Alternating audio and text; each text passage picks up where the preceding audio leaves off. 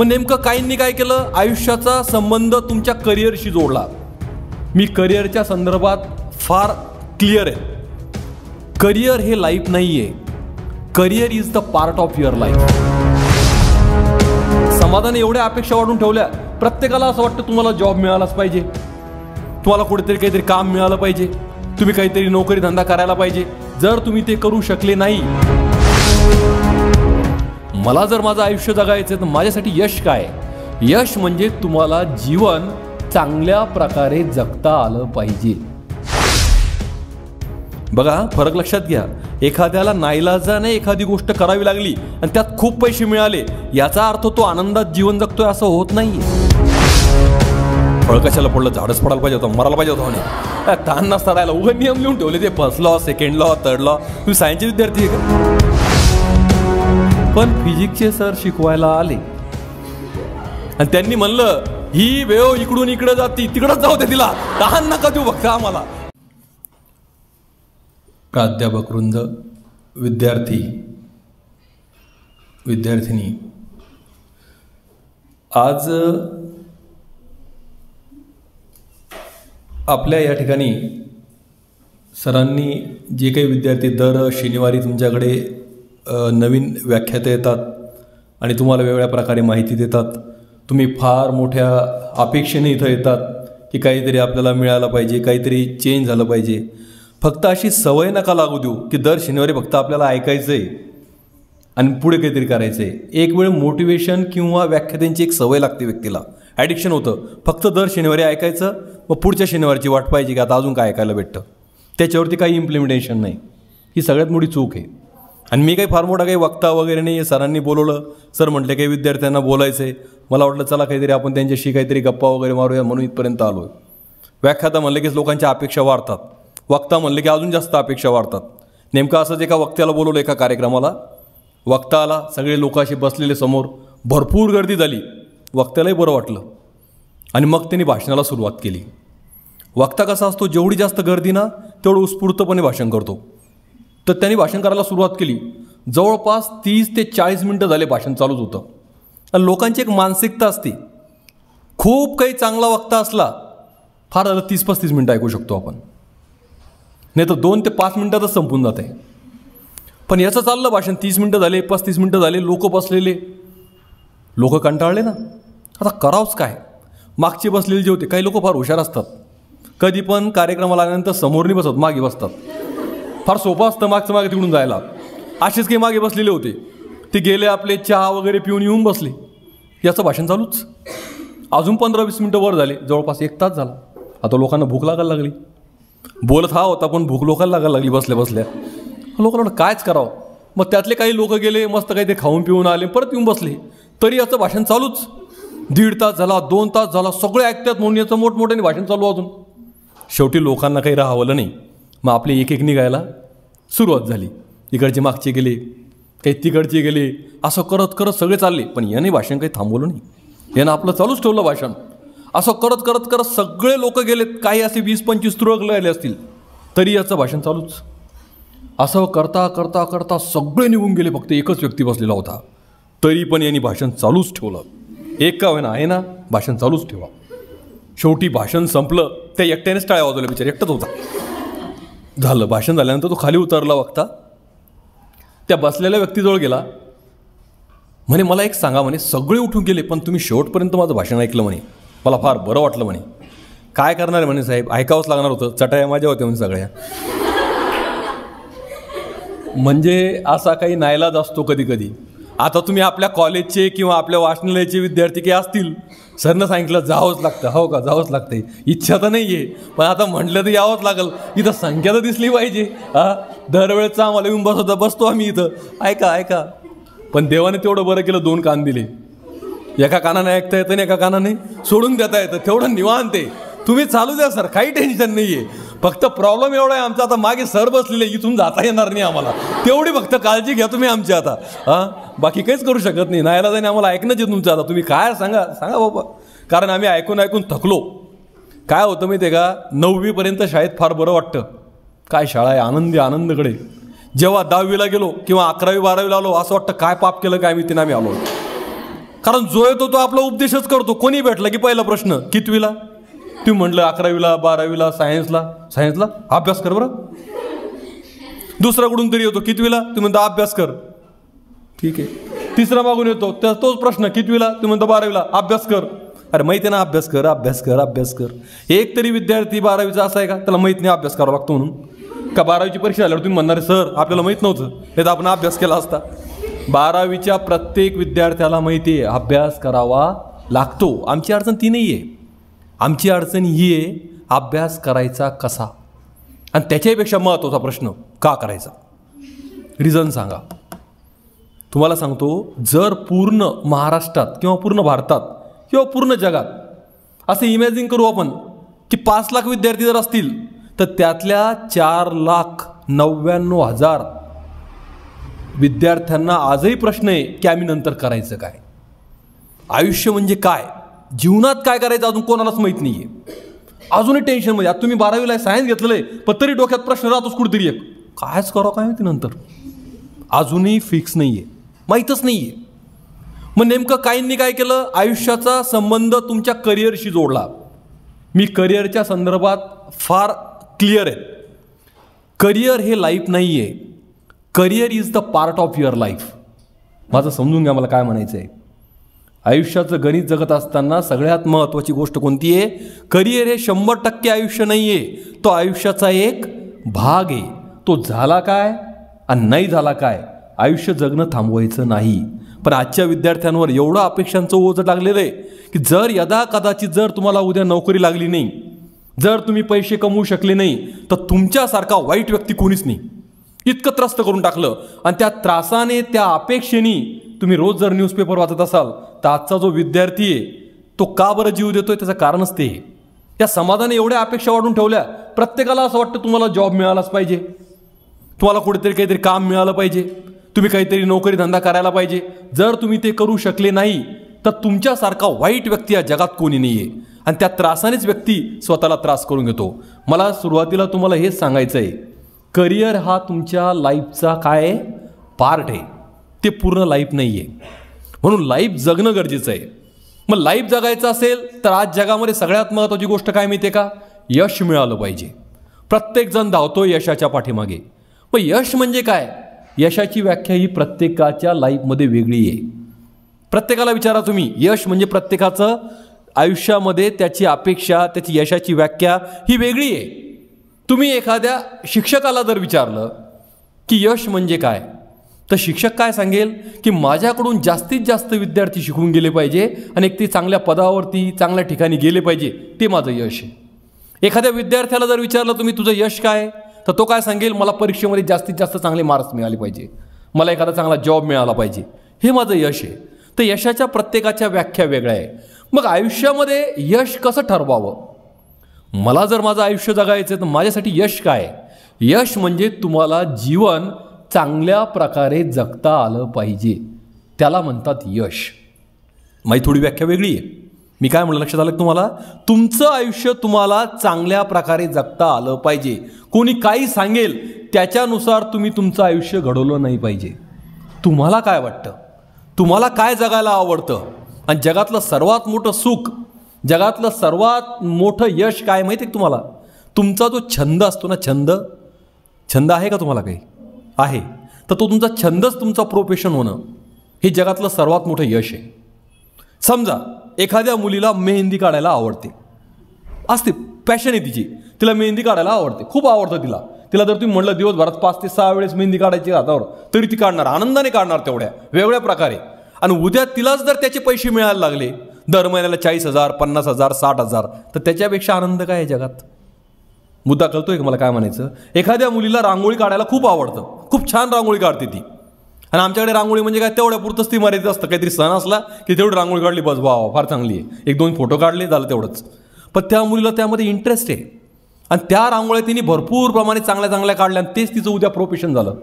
तिला त्या रांगोळी काढण्याच्या जर 50,000, 60,000, 1,00,000 रुपये महिन्याला मिळायला लागले तर त्याच्यापेक्षा आनंद काय. समजा मला बोलायला आवडतं, पुढचे ऐको ना ऐको पण मला आवडतं बोलायला, समोरचं सांगतं, आणि त्या बोलण्याचेच मला पैसे भेटायला लागले, मग याच्यापेक्षा आनंद काय माझ्या आयुष्यामध्ये. हे झालं यश. तर आधी तुम्हाला तुमचा छंद काय हे कळालं पाहिजे. आणि एकदा का तुम्हाला तुमचा छंद कळाला की मग त्या छंदाला प्रोफेशनमध्ये कसं कन्वर्ट करायचं हे तुम्हाला कळलं पाहिजे. आता फॉर एक्झाम्पल सचिन तेंडुलकरचं उदाहरण घ्या. सचिन तेंडुलकरला लहानपणापासून क्रिकेट खेळायला आवडायचं आणि तोच त्याचा काय झाला, छंदच त्याच्या प्रोफेशनमध्ये कन्वर्ट झाला. मग त्याच्यासारखा आनंदी व्यक्ती कोण आहे जगामध्ये? बघा, फरक लक्षात घ्या. एखाद्याला नाईलाजाने एखादी गोष्ट करावी लागली आणि त्यात खूप पैसे मिळाले याचा अर्थ तो आनंदात जीवन जगतोय असं होत नाहीये. आणि काही लोकांना छंदच त्यांचं प्रोफेशन होतं, पैसा कमी मिळतो, पण त्यांच्यासारखा आनंद मात्र कोणाला भेटत नाही. ही गोष्ट आधी, ही कन्सेप्ट तुम्ही क्लिअर करा. मग जर तुम्हाला यश मिळवायचं असेल, मग नेमकं यश मिळवायचं, जीवन चांगलं जगायचं असेल, तर त्याच्यासाठी यशाचे मूलमंत्र आहेत. आणि ते मी माझ्या अभ्यासाने किंवा माझ्या पद्धतीने, माझ्या विचारांनी, माझ्या ऑब्झर्वेशननी मी ते निवडले. तर मला 5 जाणवले की जे मला आज तुम्हाला सांगायचे आहेत, की तुमच्यासाठी मी ते 5 निवडले की हे 5 तुम्हाला तुमच्या आयुष्यामध्ये कामा येतील. मग तुम्हाला तुमचं यश मिळवायचं असेल तर पहिला मूलमंत्र आहे की तुम्हाला संगत चांगली पाहिजे. आयुष्यामध्ये सगळ्यात जास्त महत्त्वाची गोष्ट जर कोणती असेल तर ती चांगली संगत असली पाहिजे. व्यक्ती घडतो संगतीने. तुम्ही कोणाच्या संगतीमध्ये येतात ही गोष्ट फार महत्त्वाची आहे. समजा एखादी छोटी रूम आहे आणि त्या रूममध्ये 50 आंबे आहेत आणि त्यातला एक आंबा सडला, काय होईल? बाकीचे सगळे आंबे सडून जातील. पण इतिहासामध्ये अजून अशी नोंद नाही आहे की 49 चांगल्या आंब्यांनी एका सडलेल्या आंब्याला चांगलं केलं म्हणून. पण एक सडलेला आंबा 49 आंब्यांना सडवण्याची ताकद ठेवतो. ही निगेटिव्ह पॉवर आहे. म्हणून व्यक्तीवरती सर्वात जास्त परिणाम करणारा घटक जर कोणता असेल तर संगत. तुम्ही न्यूटन, आईन्स्टाईनचे नाव ऐकलेत का? न्यूटन एका झाडाखाली बसला होता, वरतून फळ पडलं. मग त्याने कोणते नियम लिहून ठेवले. 12वी सायन्सचे विद्यार्थी म्हणे फळ कशाला पडलं, झाडच पडायला पाहिजे होतं, मरायला पाहिजे होतं म्हणे. ताण नसता राहायला उघड नियम लिहून ठेवले. ते first law, second law, third law. तुम्ही सायन्सचे विद्यार्थी आहे का? हां, मग तुम्हाला सांगायची गरज नाही मला. त्यानं ताण लिहून ठेवले. काय त्याला अभ्यास करावा वाटला आणि त्याचे नियम लिहून ठेवले आणि आम्हाला ते आज वाचावं लागतात आणि परीक्षेत लिहावं लागतात. हा त्रास आहे. आणि दुसरी व्यक्ती होती एक आईन्स्टाईन. तुमच्या माहितीच तो जन्म 1879 आणि मृत्यू 1955. 76 वर्षीय व्यक्ती जगली. पण या 76 वर्षाच्या कालावधीमध्ये या व्यक्तीला जेव्हापासून कळायला लागलं तेव्हापासून मरेपर्यंत या व्यक्तीनं फक्त एकाच विषयाचा अभ्यास केला आणि तो विषय म्हणजे फिजिक्स. आणि मला 12वी सायन्सच्या विद्यार्थ्यांना सांगायची गरज नाही आहे फिजिक्स म्हणजे काय प्रकारे म्हणून. केमिस्ट्रीचे सर आले, त्यांनी काहीतरी C6H12O6 काही लिहिलं, समजते काय चाललंय काय नाही. मॅथचे सर आले, त्यांनी काही प्रॉब्लेम सॉल्व्ह केला, उत्तर माहीत असतं आपल्याला याचं काय म्हणून कळतंय, बरोबर चाललंय म्हणून. ते बायोचे सर किंवा मॅडम आल्या, त्यांनी काहीतरी आकृत्या काढल्या, त्याही लक्षात येतात काय चाललं काय नाही. पण फिजिक्सचे सर शिकवायला आले आणि त्यांनी म्हणलं ही वेव इकडून इकडे जाती, तिकडंच जाऊ दे तिला, तहान नका देऊ बघा आम्हाला. इतका त्रास आहे त्या विषयाचा. आणि एवढ्या अवघड विषयाचा अभ्यास, एवढा अवघड विषय, पण या अवघड विषयाचा अभ्यास सगळ्यात जास्त जर कोणी केला असेल तर ते म्हणजे आईन्स्टाईन. मग एवढा अभ्यास होता तर ह्या अभ्यासाचा आम्हाला पण काहीतरी फायदा व्हायला पाहिजे असं काही प्राध्यापक आणि सायंटिस्टला वाटायचं. यांचं पण काही मार्गदर्शन आम्हाला मिळालं पाहिजे. मग आता मार्गदर्शन कसं मिळणार? असे मोठमोठाले हॉल तयार केले त्यांनी आणि त्या हॉलमध्ये सगळे प्राध्यापक आणि सगळे सायंटिस्ट बसणार आणि त्यांना गायडन्स कोण करणार? आईन्स्टाईन. त्या काळामध्ये आईन्स्टाईनकडे फोर्डची गाडी होती. त्या फोर्डच्या गाडीमध्ये बसून आईन्स्टाईन यायचे, त्याचा ड्रायव्हर घेऊन यायचा, त्यांना गाडी अशी पार करायची, ड्रायव्हर यायचा, त्यांची बॅग आणून ठेवायची आणि ड्रायव्हर आपला कोपऱ्यात जाऊन बसायचा आणि आईन्स्टाईन समोर. आता मी काय म्हणतो व्यवस्थित ऐका. समोर सगळे प्राध्यापक आणि सायंटिस्ट बसलेले, त्यासाठी त्यांच्या काहीतरी अडचणी आहे त्या विचारण्यासाठी, काही प्रॉब्लेम विचारण्यासाठी. पण आल्यानंतर आईन्स्टाईन कोणाला एकही प्रश्न विचारत नव्हते. आल्याला काय करायचे, बोर्डवरती 10-12 प्रॉब्लेम लिहायचे, 10-12 सोल्युशन लिहायचे, सगळ्यांचे प्रॉब्लेम सॉल्व. कारण आईन्स्टाईनला माहिती होतं हे लोक अभ्यास करून करून किती अभ्यास करतील आणि यांना येऊन येऊन काय अडचणी येतील ते आधीच सॉल्व करायचे. इतकी बुद्धिमत्ता. मागे कोपऱ्यात बसलेला ड्रायव्हर विचार करायचा काय प्राध्यापक आणि काय सायंटिस्ट आहे म्हणे, काय करतात म्हणे आईन्स्टाईन, येतात 10-12 प्रॉब्लेम लिहितात, 10-12 सोल्युशन लिहितात, सगळ्यांचे प्रॉब्लेम सॉल्व. हे तर मला येतं म्हणे, यासाठी आईन्स्टाईन असण्याची काय गरज आहे म्हणे. एक दिवस डेअरिंग करून त्या आईन्स्टाईनला म्हणे सर तुम्ही जे करतात ना म्हणे ते मला येतं म्हणे, त्यासाठी आईन्स्टाईन असण्याची गरज नाही म्हणे. त्यानं ठीक आहे, आता आपण ज्या ठिकाणी चाललो त्या ठिकाणच्या लोकांनी आईन्स्टाईनचं नाव ऐकलं आहे म्हणे, पण त्यांनी मला कधी बघितलं नाही म्हणे. आता एक काम कर, माझे कपडे तू घाल. तू झाला आईन्स्टाईन, तुझे कपडे मला दे, मी झालो तुझा ड्रायव्हर. मस्त ड्रायव्हिंग करत करत आईन्स्टाईन गाडी घेऊन आले. गाडी पार केली, तशीच बॅग आणून ठेवून दिली. ड्रायव्हर आईन्स्टाईन कोपऱ्यात जाऊन बसले आणि हा ड्रायव्हर समोर आईन्स्टाईनच्या कपड्यामध्ये सरळ. सगळे उभे राहिले, सगळ्यांना खाली बसवलं. त्या स्टाईलमध्ये 10-12 प्रॉब्लेम लिहिले, 10-12 सोल्युशन लिहिले. सगळ्यांचे प्रॉब्लेम सॉल्व. काय लागतं म्हणे उगा आईन्स्टाईन करतात म्हणे. तेवढ्यात एका प्राध्यापकांनी वरती हात केला. आता त्याला घाम फुटला ना, काय विचारतो काय नाही, आपल्याला तर एवढंच येतंय. तरी पण डेअरिंग करून म्हणे, सर विचारा काय विचारायचं. प्राध्यापक साहेब म्हणे, सर तुम्ही जो 8 नंबरचा प्रॉब्लेम सोडवला ना, त्याचं सोल्युशन मला काही कळलं नाही म्हणे, जरा वेगळ्या पद्धतीने समजून सांगा म्हणे. आता याला कुठं काय येतंय. हा म्हणतोय, प्राध्यापक साहेब तुम्ही अतिशय बुद्धिमान आहात, समजदार आहात आणि विशेष म्हणजे विद्वान आहात. आणि तुमच्यासारख्या विद्वानाला असा एक क्षुल्लक प्रश्न पडला म्हणे. हा प्रश्न एवढा क्षुल्लक आहे म्हणे, याचं उत्तर तर माझा ड्रायव्हर देईल म्हणे.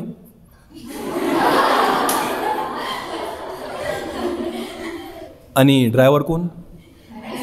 मला काय म्हणायचं तुमच्या लक्षात आलं असेल. तो ड्रायव्हर एवढा हुशार का झाला? कारण तो कोणाच्या सहवासामध्ये होता? आईन्स्टाईनच्या. म्हणून माझा पहिला मुद्दा तुम्हाला तेच सांगणं आहे की जीवनामध्ये पहिलं यशाचा मूलमंत्र जर कोणता असेल तर तुम्हाला चांगल्या लोकांच्या संगतीत राहावं लागेल. एकाने तर इतक्या मोठ्या लेवलला सांगून ठेवलं आहे की जर तुम्हाला चांगली संगत नाही भेटली तर एकटे राहा, पण वाईट संगतीत नवू नका. काय म्हणलं मी, लक्षात आलं तुमच्या? जर तुम्हाला चांगली संगत मिळालीच नाही तर एकटे राहा, पण वाईट संगतीत मात्र राहू नका. म्हणून तुम्हाला तुमच्या आयुष्याची पहिली पायरी की तुम्ही चांगल्या लोकांच्या संगतीत राहायला पाहिजे. दुसरा मूलमंत्र आपला, आयुष्यामध्ये जेव्हा तुम्ही तुमचं करिअर ठरवतात किंवा जीवन कसं जगायचं हे ठरवतात, त्यावेळेस तुमच्यासमोर पर्याय नसायला पाहिजे. आपल्याकडे काय माहिती का, पर्याय भरपूर आहेत. ही सर्वात मोठी अडचण आहे. आता तुम्ही 12वी सायन्सचे विद्यार्थी, मी एखाद्या विद्यार्थीनीला जर विचारलं की तुम्हाला 12वी नंतर काय करायचं आहे, ते एखादी मुलगी उभी राहते ती सांगणार मला, सर मला डॉक्टर व्हायचं आहे, MBBS. मला MBBS? आता समजा तुझा MBBSला नंबर नाही लागला, BAMS करील. मग समजा BAMSलाही नंबर नाही लागला, मग BDS आहे, त्यालाही नंबर नाही लागला, मग D फार्मसी आहे, B फार्मसी आहे, त्यालाही नंबर नाही लागला तर मग BSc करील. म्हणजे एवढे पर्याय आहेत माझ्याकडे. पण एक लक्षात ठेवा, ज्याच्याकडे भरपूर पर्याय असतात ना त्या व्यक्तीला यश कधीच मिळत नाही. पर्याय नसायला पाहिजे. तुमचं ध्येय एकच ठरलेलं पाहिजे की काही जरी झालं तरी चालेल, हेच करणार मी, तरच तुम्हाला यश मिळेल, नाहीतर मिळणार नाही. एखाद्या वेळेस तुम्ही शिवाजी महाराजांचं नाव ऐकलं आहे का? काय विचारता, शिवाजी महाराज माहीत नाही का? मला रोज ऐकतो आम्ही, ते पैशावर पाहत राहतो फेसबुक वगैरे, किती नाव येतात त्यांचं, मोठमोठं जय जयकार सगळे. शिवाजी महाराज ऐकलं ते. शिवाजी महाराजांना 1670मध्ये कोंढाणा किल्ला घ्यायचा होता. तुम्ही ऐकलं पण असेल. स्वतः शिवाजी महाराज कोंढाणा किल्ला घ्यायला निघाले. तेवढ्यात तानाजी मालुसरे तिथं आले आणि त्यांनी विचारलं, महाराज कुठे? म्हणे मी कोंढाणा घ्यायला चाललो. महाराज म्हणे, मी असताना तुम्हाला जायची आवश्यकता काय? नाही म्हणे, तुझ्या घरी तुझ्या मुलाचं लग्न आहे, मला तुला पाठवता येणार नाही. त्यावेळेस तानाजी मालुसरेंनी विडा उचललेला आहे बघा, तुम्ही ऐकलं असेल. आधी लगीन कोंढाण्याचं आणि मग माझ्या रायबाचं, असं म्हणून ते निघाले. मग शिवाजी महाराजांनी त्यांना विचारलं, तानाजी तुला सैनिक किती देऊ? म्हणे महाराज मला 500 सैनिक द्या.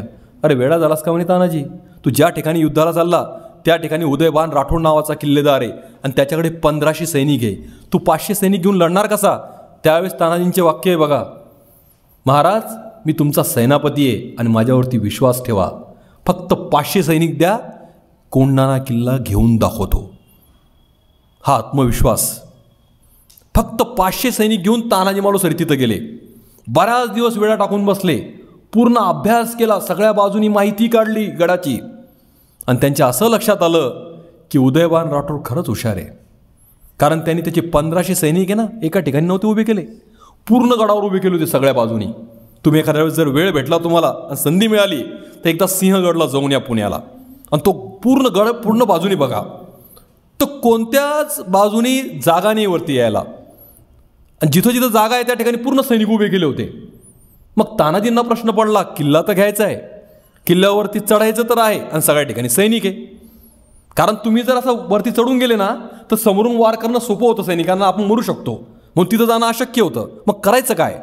अशात तानाजी मालुसरेंच्या लक्षात आलं की तिथे एक उंच कडा आहे, भिंतीसारखा एक सरळ भाग, तिथून वर जायला पाहिजे, कारण तिथे एकही सैनिक उभा नव्हता. उदयभान राठोडला माहीत होतं इथून एकही सैनिक वरती येऊ शकत नाही, म्हणून त्या ठिकाणी एकही सैनिक उभा नव्हता केला. आणि नेमकं तानाजींनी ठरवलं याचाच फायदा घ्यायचा. मग तानाजी मालुसरेंकडे एक यशवंती नावाची घोरपड होती. त्या घोरपडच्या कमरेला एक दोर बांधला आणि तिला वरती सोडलं. ती वरती गेली. एक मावळा चढून वरती गेला. त्यांनी तिथं 10-12 दोरा बांधल्या. सगळे मावळे चढून वरती. रात्रीचे 3 वाजता सगळे वरती. 4 वाजता भयंकर युद्धाला सुरुवात झाली. तानाजी मालुसरे आणि उदयभान राठोड समोरासमोर आले. दोघंही शक्तिशाली होते, तुल्यबळ होते. भयंकर युद्ध सुरू झालं. पण दुर्दैव असं की तानाजी मालुसरेंची ढाल तुटली. म्हणून त्यांनी फेटा काढला, या हाताला गुंडाळा. हात तुटला, छातीवरती वार झाले. सेनापती खाली पडले, अक्षरशः मेले.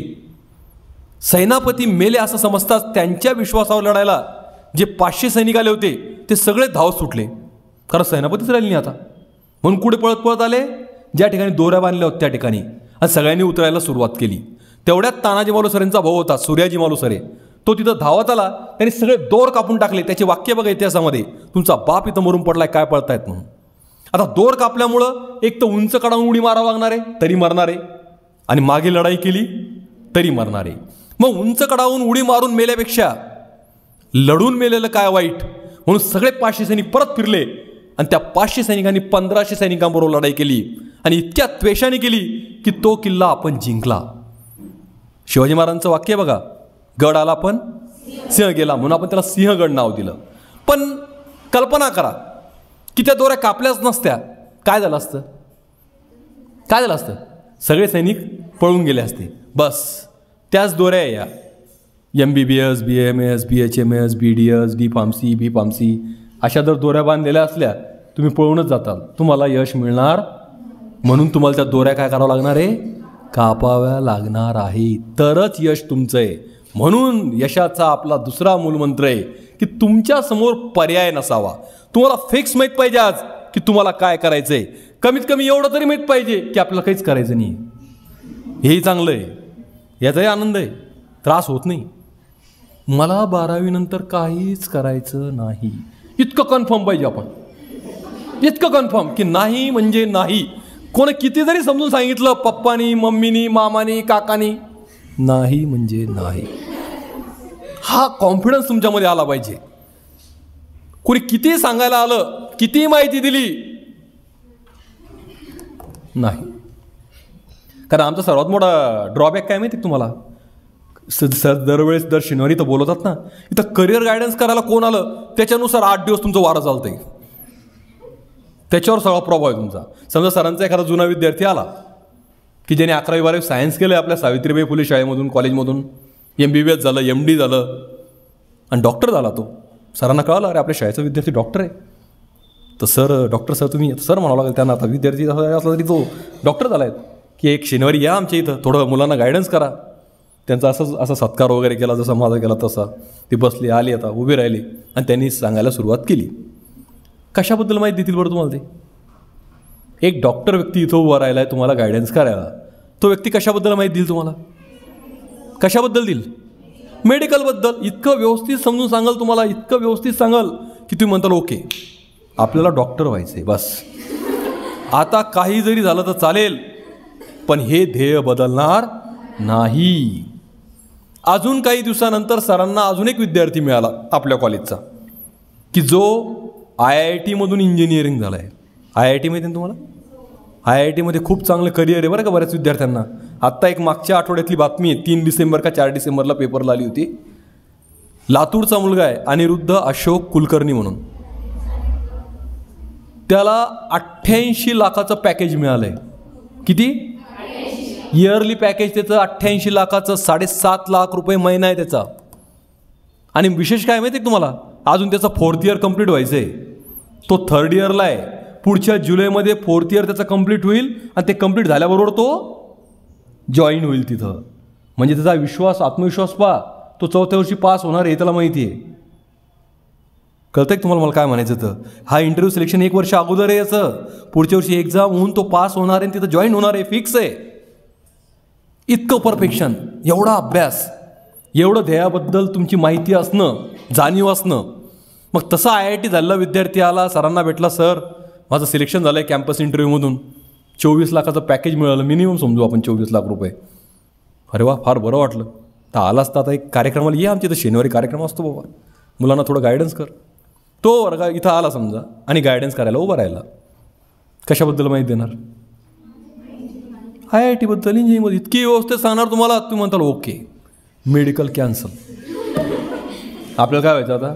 इंजिनियर. बस आता याच्यात बदल होणार नाही, काही झालं तरी चालेल. सुदैवानं अजून 1-2 महिन्यानंतर सरांचा एक तिसरा विद्यार्थी आला, जो आपल्या शाळेचाच होता आणि जो IAS झाला आहे, जिल्हाधिकारी झाला, सांगलीला पोस्टिंग झाली. आला, सरांना पेढे दिले, सर आपल्या शाळेचा विद्यार्थी. असं अरे वा वा, फार बरं वाटलं. IAS जिल्हाधिकारी, बरं आलाच ती कार्यक्रमाला 5 मिनटं वेळ काढून. तो आला, सत्कार वगैरे झाला आणि उभा राहिला बोलायला. कशाबद्दल माहिती देणार? IAS बद्दल, MPSC UPSC बद्दल इतकी व्यवस्थित माहिती सांगणार तुम्हाला, तुम्ही म्हणताल ओके, मेडिकल इंजिनियर कॅन्सल. आपल्याला काय व्हायचं? IAS. म्हणजे 2-2 महिन्याला तुमचं करिअर बदलायला लागलंय. ही एवढी मोठी समस्या आहे. येणारा काय सांगतो याच्यानुसार तुम्ही करिअर बदलतात. म्हणून मी तुम्हाला सुरुवातीला सांगितलं, तुम्हाला फिक्स माहीत पाहिजे तुम्हाला काय करायचंय. कमीत कमी एवढं तरी माहीत पाहिजे की मला काहीच करायचं नाही. हा यशाचा दुसरा मूलमंत्र आहे की पर्याय नसायला पाहिजे. 2 मंत्र झाले. तिसरा मूलमंत्र, निर्णय घेता आला पाहिजे. निर्णय घेण्याची क्षमता आपल्यामध्ये आहे, ती आपल्याला ओळखता आली पाहिजे. तुम्हाला माहिती आहे का बुद्धीची व्याख्या काय केली? बुंदी नाही, बुद्धी म्हणलं मी. आपल्याला ते आपल्या ह्याच्यानुसार आवडीनुसार ऐकायला येतं. बुंदी म्हणलं का काय मी सर? कालच खाल्ली. आता लग्नही सुरू झाले. हा काय सर आनंद येतो. फक्त कळलं पाहिजे इथं जेवायला आहे. लगेच बोलवलं नाही बोलवलं काही फरक पडत नाही. आपण जाऊन विचारतो का हो ते लग्न होतं त्याचं काय झालं? तुम्हाला सांगितलं नाही का? नाही ना, म्हणून तर आलो इथं विचारायला. बरं या बसा, लगेच जेवण वगैरे करून बरं वाटतं जरा. आपल्या डोक्यात काय विचार चालतात तसंच आपल्याला ऐकायला येते. मी म्हणलं बुद्धी नाही तर बुद्धी म्हणजे काय की वाईट काळामध्ये, व्यवस्थित आहे का, वाईट काळामध्ये निर्णय घेण्याच्या क्षमतेला बुद्धी असं म्हणतात. प्रॉपर निर्णय घेता आला पाहिजे. असं कधीच होत नाही तुमच्या मनासारख्या सगळ्या गोष्टी चालतील, नाही. कोणतीही वेळ तुमच्यावर आली, कोणतीही परिस्थिती निर्माण झाली तर त्या परिस्थितीमध्ये तुम्हाला योग्य निर्णय घेता आला पाहिजे, घेताच आला पाहिजे कोणत्याही परिस्थितीमध्ये. कारण निर्णय चुकला, आयुष्य संपलं. एक व्यक्ती होता, तुम्हाला माहिती जगामध्ये सगळ्यात चांगली टेक्नॉलॉजी कोणत्या देशाची आहे? कोणत्या देशाची आहे? जपानची. आणि जपानला जर कोणत्याही प्रकारचं नवीन प्रोडक्ट आणायचं असलं ना ते भारतात आणतात, कारण भारताची बाजारपेठ खूप मोठी आहे. असंच जपानने काय केलं, आपल्या भारतामध्ये एक शोरूम उघडलं 4 व्हीलरचं. आणि भारतीय लोकांचं वैशिष्ट्य तुम्हाला माहिती आहे, कार घेणं हो न हो जाऊन चौकशा करतील, 2-4 फॉर्म भरून देतील, त्याचाही फोन लागणार नाही पुन्हा त्या नंबरवरती. असाच एक भारतीय त्या शोरूममध्ये गेला. त्याने विचारलं, म्हणे काय सर नवीन काय? म्हणे सर नवीन एक 4 व्हीलर आली. म्हणे काय वैशिष्ट्य काय? म्हणे 4 व्हीलरचं. म्हणे सर ही कार इतकी छान आहे म्हणे, केला चावीची आवश्यकता नाही. म्हणे कारला चावीची आवश्यकता नाही, मग चालवायची कशी? म्हणे कारमध्ये बसायचं म्हणे आणि फक्त स्टार्ट म्हणायचं, कार चालू होती. म्हणे काय जबरदस्त टेक्नॉलॉजी म्हणे. आणि थांबवायची असली तर फक्त स्टॉप म्हणायचं, गाडी जागेवर थांबते. म्हणे एक्सलंट. आणि स्पीडचं म्हणे सर गाडीत बसल्यानंतर आमचा एक जॅपनीज शब्द आहे, फक्त हुश म्हणायचं, गाडी स्पीड पकडते. म्हणे काहीही सांगता ना तुम्ही, तर गाडीत बसा. गाडीत बसला, त्यांनी स्टार्ट म्हणलं, खरंच कार चालू होईल ना. हुश, गाडी 20च्या स्पीडनी. परत हुश, 40च्या स्पीडनी. परत हुश, 60, 70, 80 भयंकर वेगाने गाडी चालली. आणि याला स्टॉप म्हणायचं विसरूनच गेलं शब्द. गाडीनं राईट टर्न घ्यायची, गाडी घेतला लेफ्ट टर्न, गाडी जंगलात भयंकर वेगाने चालली. हा परेशान, याला काही शब्द आठवेना, काय करावं काय नाही. गाडीची स्पीड वाढलेली, समोर होती खोलदरी, गाडीची एकदम स्पीड, एकदम गाडी वेगाने आली काठाजवळ दरीच्या, आणि एकदम त्याला शब्द आठवला, स्टॉप. गाडी जागेवर थांबली. हुश.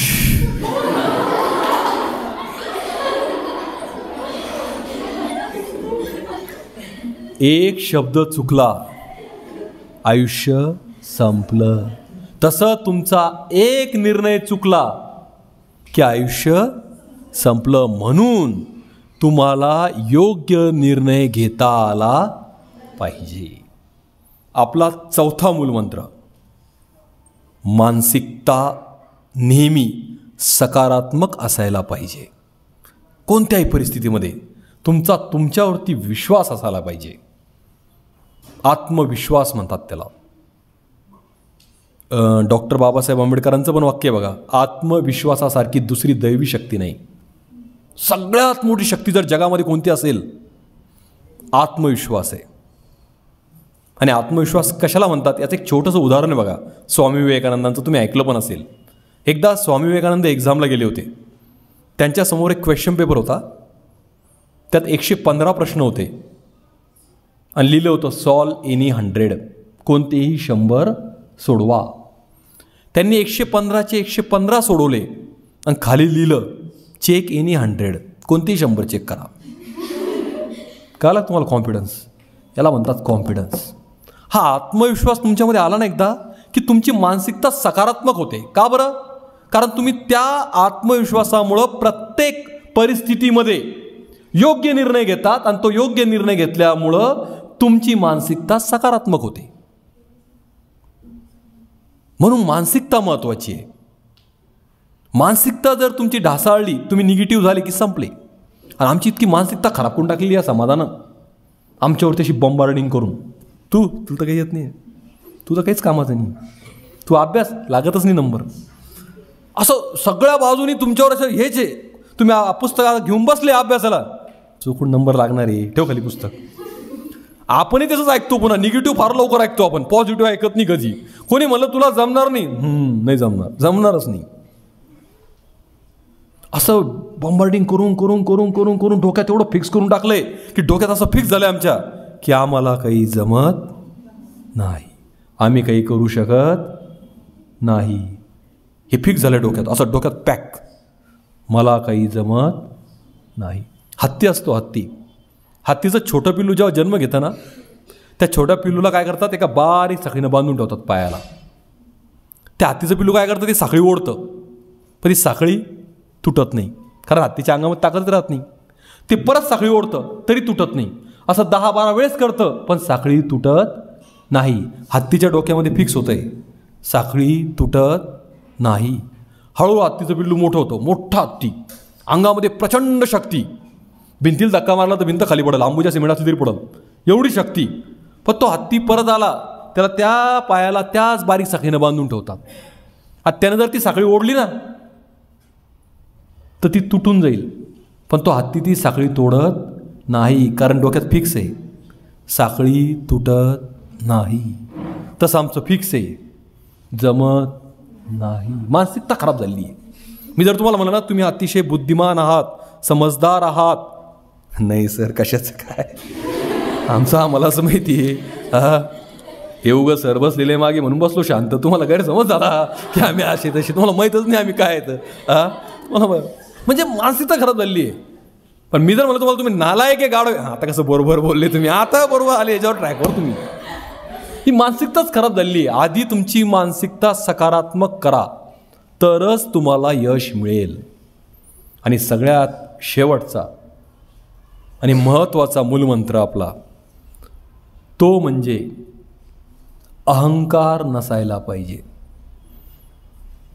अहंकार आणि आत्मविश्वास याच्यामध्ये एक छोटासा फरक आहे, तोच लक्षात येत नाही आयुष्यात, की आपल्याला आत्मविश्वास आहे का अहंकार आहे हेच कळत नाही. आणि अहंकार झाला ना एकदा व्यक्तीला, मग समोरच्याने आपल्याला किती जरी चांगलं सांगितलं ना ते मान्यच होत नाही आपल्याला. डोक्यात हवा राहती. आणि वय फार त्रासदायक आहे, 15 पासून तर 19 वर्षापर्यंत. ऐकणं माहीतच नाही, आपण जमिनीवर चालतच नाही, पाय हवेतच. कोणी मला बोलायचंच नाही, कोणाला अभ्यास कर, मला सांगायचंच नाही आपल्याला अभ्यास काय. घरच्याचं तर ऐकत नाही आपण, फॉर्ममध्येच, कारण जमिनीवर पायच नाही आहे. आणि ह्या वयामध्ये काय असतं माहिती आहे का, दोष आपल्यामध्ये असतो पण नेहमी आपल्याला दुसऱ्यांमध्येच दोष दिसतो. हे वयाचा दोष आहे, हा तुमचा पण दोष नाही आहे. एक वय निघून गेल्यानंतर हळूहळू कळतं आपल्याला की चुकलं म्हणून आपलं. तर कधी कळतं माहिती आहे का, वयाच्या 40व्या वर्षी. आता मी 40-42 वर्षात झालो की माझा मुलगा किंवा मुलगी 15-16 वर्षाची असती, त्यांना समजून सांगतो मी कसं वागायला पाहिजे. पण ॲक्च्युली मी तसं वागत होतो त्यावेळेस. मुद्दा कळतोय मला, कारण 16-17 कळत नसतं व्यक्तीला कसं जगायचं म्हणून. आणि 40-42 वर्षाच्या पालकांना काय वाटतं, यांनी समजदारीने वागायला पाहिजे, असं समजदाराने वागायला पाहिजे, चांगलं वागायला पाहिजे. हे पालकाला कधी कळलं, वयाच्या 40व्या वर्षी. मग तुम्हाला कसं काय 16व्या वर्षी कळणार आहे? नाही होणार ते होणारच नाही. हा वयाचा दोष आहे हा. आणि हा वयाचा दोष इतका जबरदस्त असतो की दोष आपल्यामध्ये असतात पण दिसतात दुसऱ्यांमध्ये. एक व्यक्ती होता, डॉक्टरांकडे गेला. डॉक्टर साहेब काही करा म्हणे, माझ्या पत्नीचा इलाज करा म्हणे. अरे पण झालं काय म्हणे? माझ्या पत्नीला ऐकायलाच येत नाही हो, बहिरी झाली म्हणे ती. बरं बरं बरं बरं, एक काम करा म्हणे, घरी जा, तुमच्या पत्नीला किती अंतरावरून ऐकायला येत नाही ते बघा म्हणे, त्याच्यानुसार आपण इलाज करू म्हणे. तर ठीक आहे, ते घरी आले. त्यांची पत्नी किचन रूममध्ये होती. बरोबर 20 फुटाचं अंतर होतं. किती? 20 फुटाचं. त्यांनी पत्नीला प्रश्न विचारला, आज जेवायला काय केलं? काहीच उत्तर नाही. 15 फुटावर गेले, परत प्रश्न विचारला, आज जेवायला काय केलं? तरी उत्तर नाही. 10 फुटावर गेले, परत प्रश्न विचारला, आज जेवायला काय केलं? तरी उत्तर नाही. 5 फुटावर जाऊन परत प्रश्न विचारला, आज जेवायला काय केलं? तरी काहीच उत्तर नाही. शेवटी जवळ गेले आणि विचारलं, आज जेवायला काय केलं? 4 वेळेस सांगितलं म्हणे, पोळी भाजी केली म्हणून.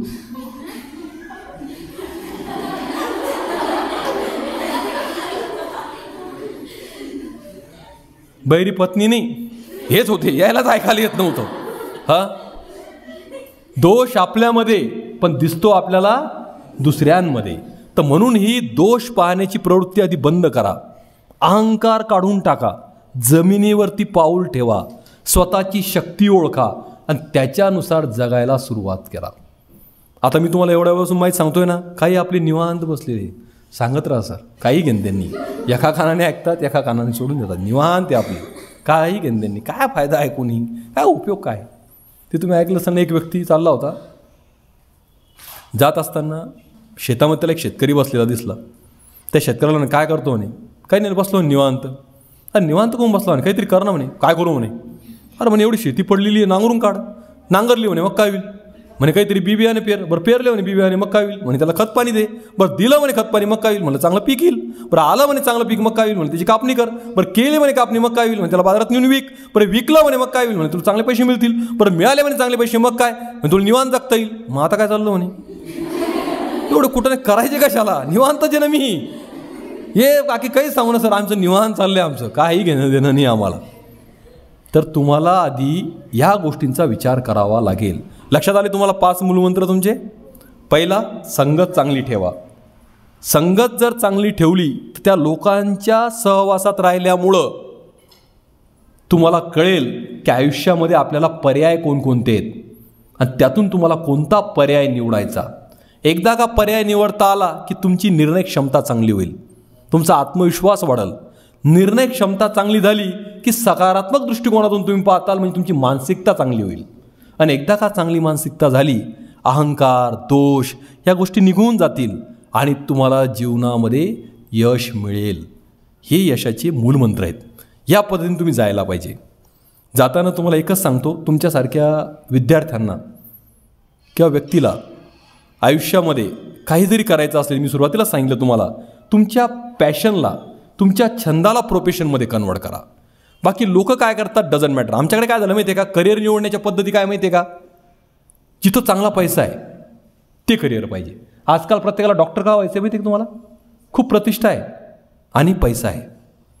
जर उद्या कन्नडच्या नगरपालिका आहे का नगरपंचायत आपली, इथं जे असेल ते समजा, त्यांनी डिक्लेअर केलं किंवा गव्हर्नमेंटने डिक्लेअर केलं की इथून पुढे जे MBBS करतील, डॉक्टर होतील, त्यांना 1 रुपया पण मिळणार नाही. मोफत सेवा करा, समाजसेवा करा, कोणीही डॉक्टर होणार नाही. किंवा इथल्या नगरपंचायत किंवा नगरपालिका जे असेल त्यांनी डिक्लेअर केलं की आम्हाला कन्नडच्या याच्यामध्ये नगरपालिकेमध्ये किंवा नगरपंचायतमध्ये साफसफाई करणारे कर्मचारी भरायचे आहेत, जागा आहे, पेपरला ॲड दिली, 12 लाखाचं पॅकेज. किती? 12 लाखाचं पॅकेज. तुमच्या कन्नडमध्ये जेवढे शिक्षित आहे, MA, MSc, MCOM, BEd, net, set, PhD सगळे फॉर्म भरतील तिथं. त्यातून ते सिलेक्शन करतील काही लोकांचं, त्यांना ड्रेस देतील, ते असं कपडा वगैरे बांधून असे रस्त्याने झाडतील. तो लोकांमध्ये चर्चा, सफाई कामगार भरतो, हो साधारण 12 लाखाचं पॅकेज. चला, ज्या मुलींचे लग्न करायचे त्यांच्या आईंमध्ये चर्चा, आपल्याला मुलगी त्याला द्यायची, 12 लाखाचं पॅकेज. साधं नाही, त्या साधी गोष्ट आहे काय? मग कळलं मला काय सांगायचं तर? म्हणजे आमच्याकडे काय करतात माहिती आहे का, तुम्हाला मिळणारा पैशानुसार तुमचं करिअर डिसाईड केलं जातं. बट डझंट मॅटर ते कसं आहे ते. आमच्याकडे यशाचा संबंध पैशाशी जोडला जातो. आता मी आयुष्यामध्ये एकही रुपया कमवला नाही तर माझ्यासारखा वाईट व्यक्ती कोणीच नाही. मग मी किती बुद्धी असू द्या, मला मी किती विद्वान असू द्या, त्याला व्हॅल्यू नाही. पण मी जर करोडो रुपये कमवले आणि मी नालायक जरी असलो, काय माणूस आहे, अरे बाप, जबरदस्त पैसे त्याच्याकडे. म्हणजे लोकांची मेंटॅलिटी काय तुमच्या लक्षात आली का? लोकांनी यशाचा संबंध पैशाशी जोडला. हे चुकलं आपलं. मग आमच्याकडे सरळ काय आहे? पैसा आहे का मग तो हुशार आहे, पैसा नाही का मग तो मूर्ख आहे. म्हणजे आमच्याकडे बुद्धी, यश मोजण्याचं मोजमाप तुमच्याकडे असलेला पैसा आहे. आणि इथंच चुकलो आपण, इथंच त्रास व्हायला सुरुवात झाली आपल्याला. मग आमच्याकडे काय माहिती का? सगळ्या मुलांचं टार्गेट जिथं पैसा मिळेल ते काम करायचं. डझंट मॅटर मग ते काय, पैसा मिळाला पाहिजे. शेअर मार्केटमध्ये पैसा मिळतो ना, मग तो जुगार जरी असला चालेल, पण ते महत्त्वाचं आहे. मग इथं पैसा मिळतोय ना, मग ते करा. चांगल्या कामात जर पैसा कमी मिळाला तर आम्ही ते कामच करणार नाही. ही जी मानसिकता खराब झाली ना आमची, ही चुकीची आहे. आणि अजून एक सोशल मीडियावरती एक चुकीचा प्रकार दिला जातो बघा. कारण आजकाल तुम्ही सोशल मीडिया खूप पाहतात. त्यामध्ये एक MBA चायवाला वगैरे येतो बघा. तो म्हणतो मी MBA केलं आहे. कोणतरी ग्रॅज्युएट चहाचं दुकान टाकतंय आणि काय सांगतात, आम्ही एवढं शिकलो पण आम्ही चहाचं दुकान टाकलं, आम्ही हे टाकलं, काही प्रॉब्लेम नाही. चूक, सगळ्यात मोठी चूक आहे. शिक्षणाचा खरा फायदा काय माहिती तुम्हाला? जीवन चांगलं जगता आलं पाहिजे यासाठी शिक्षण आहे. पैसा कमवण्यासाठी शिक्षणच नाही आहे. आधी हे डोक्यात ठेवा. लोकांनी काय केलं, शिक्षणाचा संबंध पैसा कमवण्याची केला म्हणून प्रॉब्लेम यायला लागला आम्हाला. शिक्षणाचा उपयोग आहे तुम्ही एक चांगलं जीवन कसं जगावं, सकारात्मक जीवन कसं जगावं. तुमच्यावर उद्या कितीही वाईट वेळ आली, त्या वाईट वेळामध्ये तुमचे तत्व नष्ट झाले नाही पाहिजे, तुमचा प्रामाणिकपणा गेला नाही पाहिजे. मला जर आयुष्यामध्ये एक रुपया नाही मिळाला चालेल, पण माझा प्रामाणिकपणा जाणार नाही याची जाणीव तुम्हाला आयुष्यभर राहिली पाहिजे. हे शिक्षण शिकवतं. ते कळलं पाहिजे आपल्याला. आपल्याला ते नाही कळत. आम्हाला पैसा मिळाला तरच शिक्षण चांगलं आहे. मग आजकाल लोकांमध्ये चर्चा काय फायदा आहे शिक्षण घेऊन? नोकरीच नाही आहे. म्हणजे नोकरीसाठी शिक्षण आहे, हीच समस्या आहे आमची. म्हणून तुम्ही शिक्षण घेताना हे लक्षात ठेवा की शिक्षणाचा फायदा तुम्हाला आयुष्य जगण्यासाठी झाला पाहिजे. उद्या मला जॉब नाही मिळाला काही अडचण नाही, मला साधारण काम करावं लागलं चालेल, पण मी प्रामाणिकपणे आणि चांगल्या पद्धतीने ते काम करेल आणि आनंद घेईल आयुष्यामध्ये. हे महत्त्वाचं आहे. असं जर कळालं तर त्या शिक्षणाचा उपयोग आहे, नाहीतर नाही. जाताना एकच सांगेल की तुमच्यासारख्या विद्यार्थ्यांना फक्त सांगणारं कोणतरी पाहिजे की तुम्ही करू शकता. करण्याची क्षमता तुमच्यामध्ये आहे. तुमच्या पाठीवरती हात ठेवून सांगणारं पाहिजे की तुम्ही करू शकता. असं एक जाताना एक कवितेच्या 4 ओळी तुम्ही एखाद्या वेळेस ऐकल्या पण असतील. ते तुमच्यासारखा एक विद्यार्थी शिकून मोठा झाला, त्याला नोकरी लागली, त्याचं लग्न झालं, पण दुर्दैव असं की गावात महापूर आला आणि त्याचं घर वाहून गेलं. मग वाईट वेळ आल्यानंतर आपण कोणाला भेटतो? आपल्या शिक्षकांना. शिक्षकच एक अशी व्यक्ती आहे की जी व्यक्तीला प्रत्येक काळामध्ये जीवनाच्या प्रत्येक टप्प्यावरती आपल्याला सपोर्ट करते. म्हणून तो त्यांच्या शिक्षकांना भेटायला गेला. भेटायला गेल्यानंतर म्हणतो कसा, ओळखलत का सर मला? पावसात आला कोणी, कपडे होते कर्दमलेले, केसावरती पाणी, क्षणभर बसला नंतर हसला, बोलावरती पाहून, गंगामाई पाहुणी आली गेली घरट्यात राहून, माहेर वाशीन पोरीसारखी 4 भिंतीत नाचली, मोकळ्या हाती जाईल कशी बायको मात्र वाचली, भिंत कसली चूल विजली होते नव्हते सारे नेले, प्रसाद मुन्नी पापण्यामध्ये पाणी थोडे ठेवले, कारभारणीला घेऊन संगेसर आता लढतो आहे, पडकी भिंत बांधतो आहे, चिखल गाळ काढतो आहे, खिशाकडे हात जाताच हसत हसत उठला, पैसा नको सर जरा एकटेपणा वाटला, मोडून पडला संसार तरी मोडला नाही कणा, मोडून पडला संसार तरी मोडला नाही कणा, पाठीवरती हात ठेवून नुसतं लढ म्हणा. धन्यवाद.